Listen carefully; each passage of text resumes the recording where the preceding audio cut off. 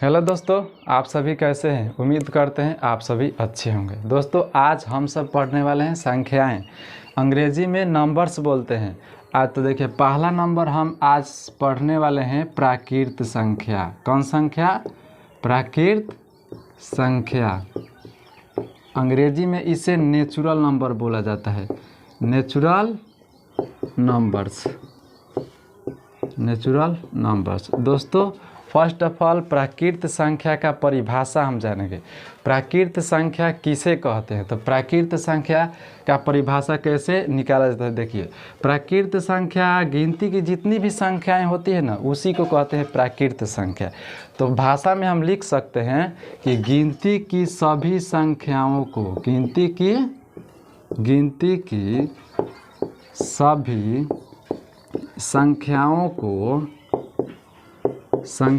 को प्राकृत संख्या कहते हैं। कौन संख्या? प्राकृत संख्या कहते हैं। एग्जाम्पल लिया जाता है। तो एग्जाम्पल, गिनती की संख्या 1 से स्टार्ट होती है, तो 1 2 3 4 डैश डैश डैश ETC ये गिनती की संख्या है। तो गिनती की सभी संख्याओं को प्राकृत संख्या कहते हैं। यहाँ पर एक क्वेश्चन उठ सकता है कि सबसे छोटी प्राकृत संख्या होती है। क्वेश्चन नंबर 1 है, सबसे छोटी प्राकृत संख्या होती है। दोस्तों बताइए, सबसे छोटी प्राकृत संख्या क्या हो सकती है? तो इसमें सबसे छोटा क्या है? 1 है। तो यहाँ पर आंसर होगा 1। और दूसरा क्वेश्चन हो सकता है, क्वेश्चन नंबर 2, कि सबसे बड़ी प्राकृत संख्या होती है। अब बोलिए, गिनती में सबसे बड़ी संख्या कोई ज्ञात कर सकता है? नहीं कर सकता है। तो हम बोल सकते हैं कि सबसे बड़ी प्राकृत संख्या इन्फिनिटिव माने अनंत हो सकती है। ये बोल सकते हैं, अनंत होती है। उम्मीद करते हैं आप सभी समझ गए होंगे। चलते हैं नेक्स्ट, इसे मिटा देते हैं।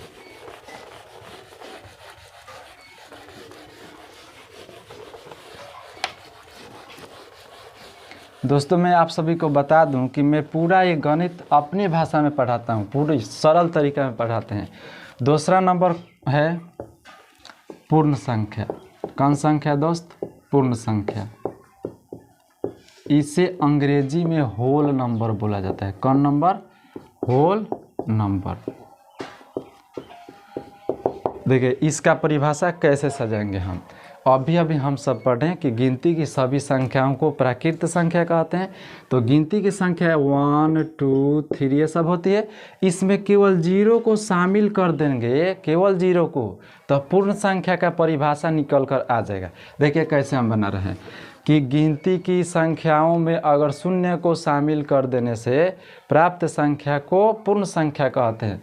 तो इसे पूर्ण संख्या का परिभाषा निकल जाएगा कि गिनती की सभी संख्याओं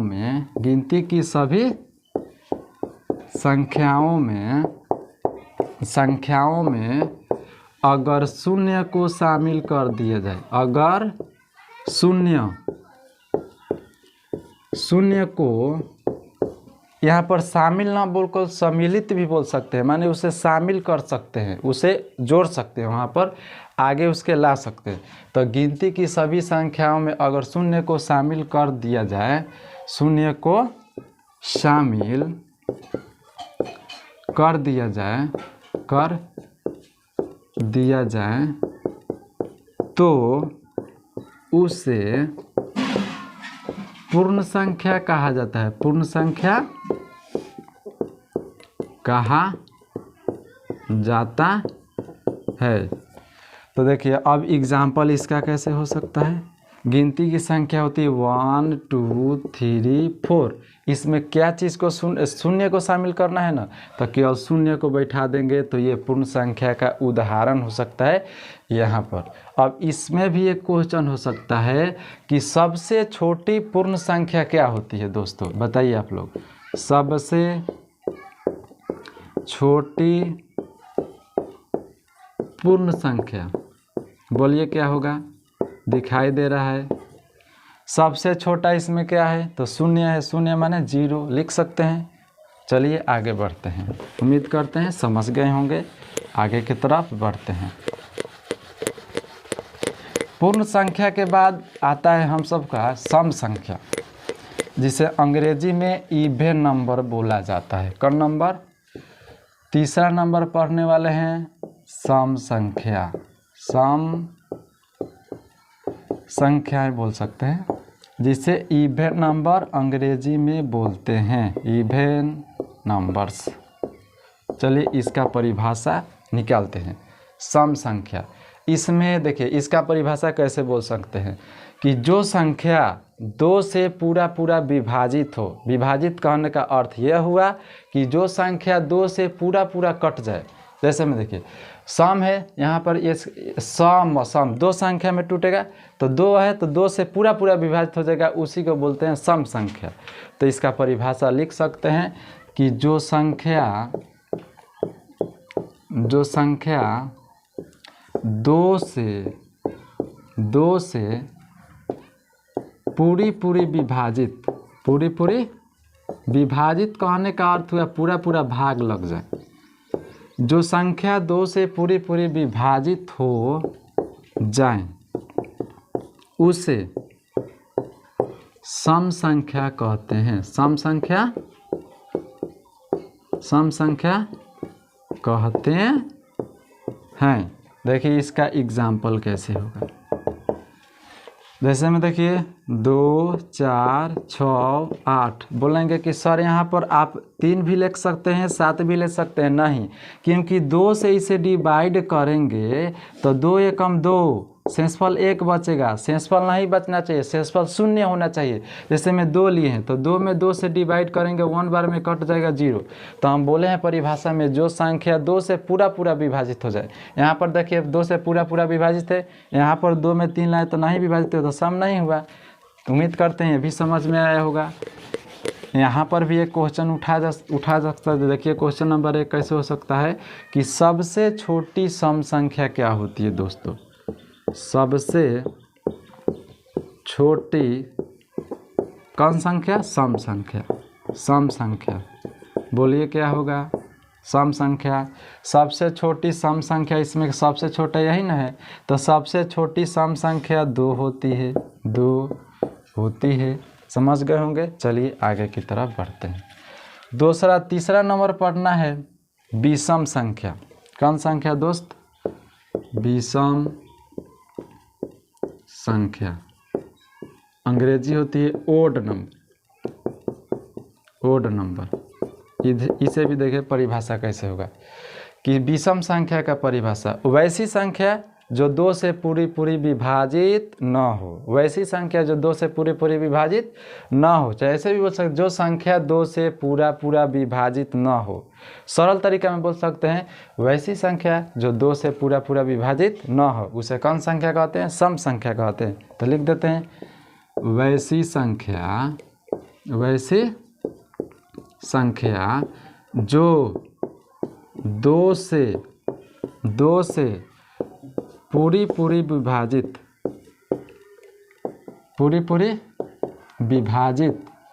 न हो, उसे विषम संख्या कहते हैं। कौन संख्या, विषम संख्या कहते हैं। एग्जाम्पल देखिए इसका कैसे होगा। एग्जाम्पल 1 3 5 7, इसमें 2 से डिवाइड करेंगे तो पूरा नहीं कटेगा। और इसमें भी पूछा जा सकता है कि सबसे छोटी विषम संख्या क्या होगा, 1 होगा। नहीं लिख रहे हैं, याद रखिएगा। चलिए आगे बढ़ते हैं, इसे मिटा कर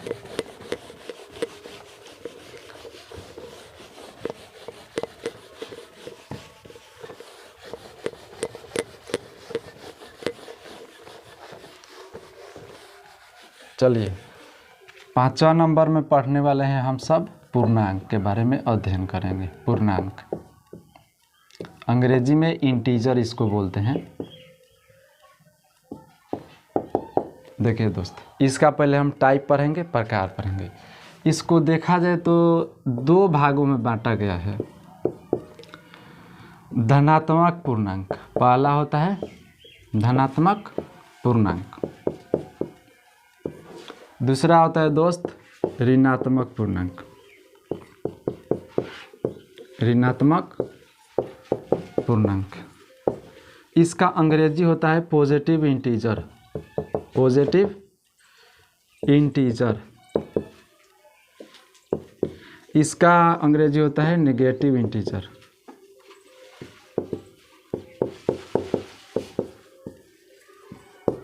देखिए पूर्णांक एक और हो सकता है, यहाँ पर शून्य भी बोल सकते हैं। इसका प्रकार में शून्य को भी रखा जा सकता है, कोई दिक्कत नहीं है।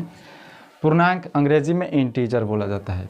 धनात्मक पूर्णांक होता है जिसे अंग्रेजी में पॉजिटिव इंटीजर कहते हैं। दूसरा होता है ऋणात्मक पूर्णांक जिसे अंग्रेजी में नेगेटिव इंटीजर कहते हैं। और एक शून्य भी हो सकता है। देखिए इसका परिभाषा बोल रहे हैं कि जो संख्या धन और ऋण दोनों में रहता है, ध्यान से सुनिएगा, जो संख्या धन और ऋण दोनों में रहता है। धन कहने का मतलब हुआ प्लस, और ऋण कहने का अर्थ हुआ माइनस। इसे अंग्रेजी में PLUS लिखा जाता है और इसको भी लिखा जाता है MINUS। पता होगा आप सभी को। देखिए इसका परिभाषा निकाल रहे हैं, पूर्णांक का परिभाषा। जो संख्या धन और ऋण दोनों में रहता है उसे हम कहते हैं पूर्णांक। लिख सकते हैं यहाँ पर कि जो संख्या धन कहने का अर्थ हुआ प्लस, अभी बताएं, कोमा ऋण कहने का अर्थ हुआ माइनस। जो संख्या धन ऋण माने दोनों में रहता है, बोल सकते हैं दोनों में रहता है उसे पूर्णांक कहा जाता है। पूर्णांक कहा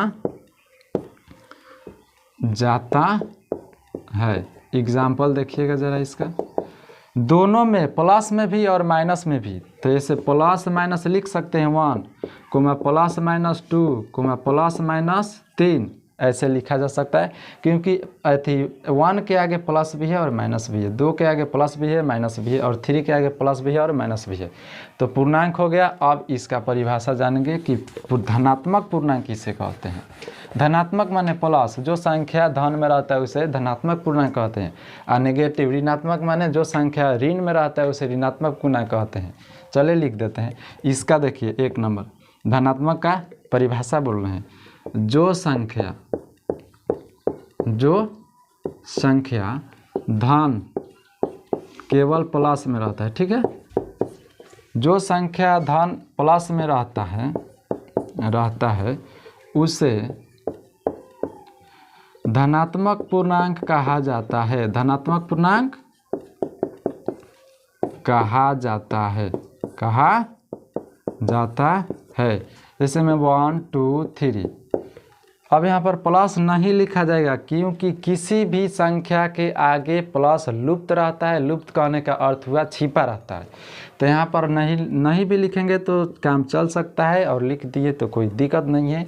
दूसरा नंबर परिभाषा जानेंगे ऋणात्मक पूर्णांक। ऋणात्मक पूर्णांक किसे कहते हैं, इसके नाम से ही परिभाषा निकल जाएगा। ऋण माने माइनस, जो संख्या ऋण माने माइनस में रहता है।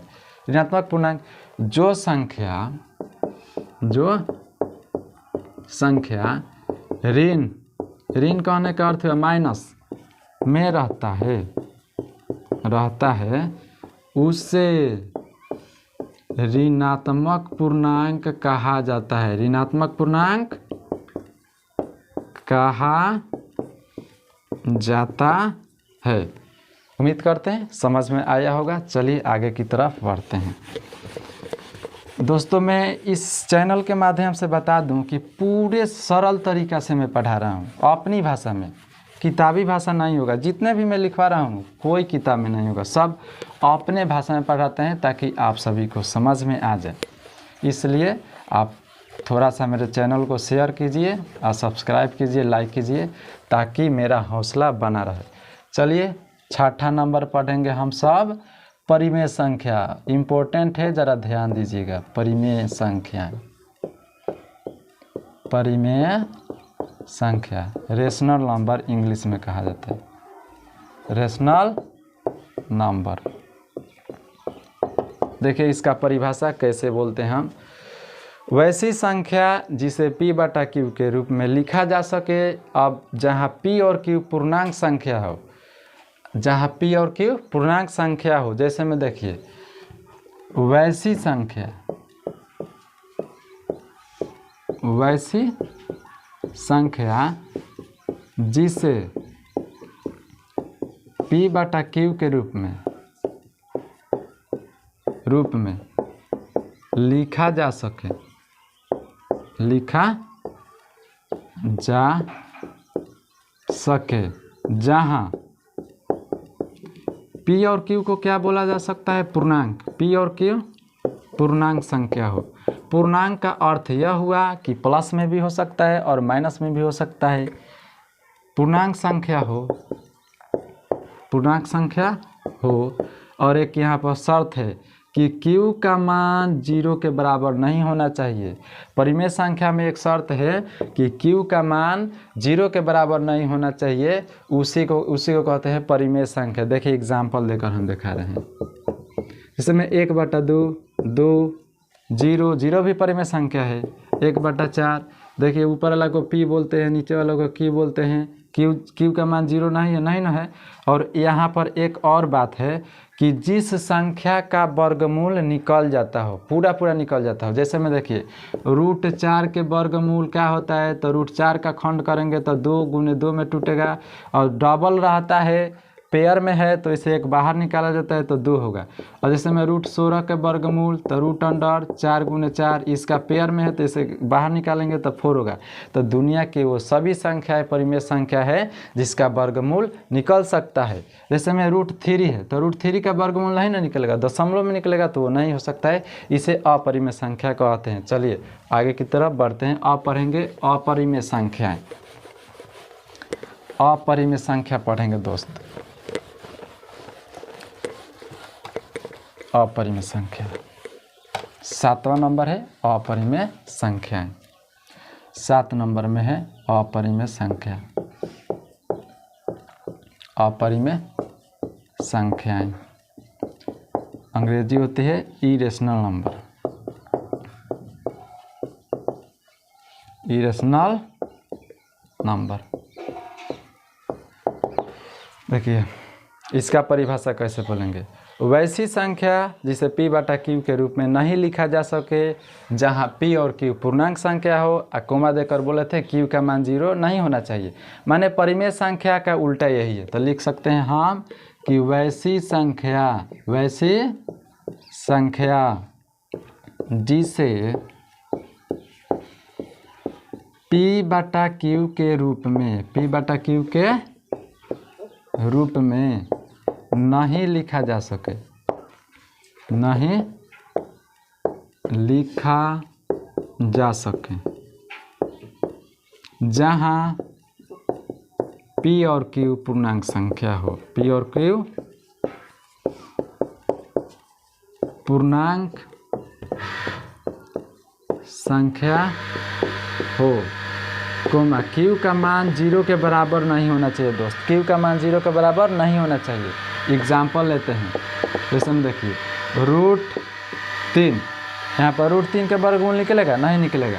पाई यहाँ पर अपरिमेय संख्या है, इसका मान परिमेय संख्या हो सकता है। पाई अपरिमेय संख्या है। √7 ये भी अपरिमेय संख्या है। √11 ये भी अपरिमेय संख्या है, क्योंकि इसका वर्गमूल नहीं निकाल सकते हैं।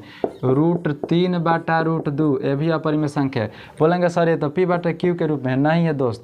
ये देखिए p और ये है q, तो इसका वर्गमूल होता है, नहीं होता है। ये इसका वर्गमूल होता है, नहीं होता है। तो इसे हम अपरिमेय संख्या बोलते हैं। दुनिया की वो सभी संख्याएं अपरिमेय संख्या कहलाती है जिसका वर्गमूल नहीं निकलता है।